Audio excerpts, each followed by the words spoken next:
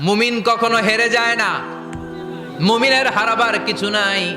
মুমিনের জীবনে যদি আনন্দ আসে, মুমিন শুকরিয়া করে, শুকরিয়া করলে সওয়াব আছে না নাই? আর মুমিনের জীবনে যদি দুঃখ আসে, মুমিন সবর করে, ধৈর্য ধরে, ধৈর্যেও সওয়াব আছে না নাই? তাহলে আমাদের সব দিক দিয়েই চলা। আনন্দের দিনগুলাতে শুকরিয়া করব, আর দুঃখের দিনগুলাতে ধৈর্য ধরবো। দুইটার মধ্যে সওয়াব আছে না নাই? এজন্য বিশ্বনবী বললেন, আজাবান লি আমরিল মুমিন, মুমিনের বিষয়টা খুবই আশ্চর্যের।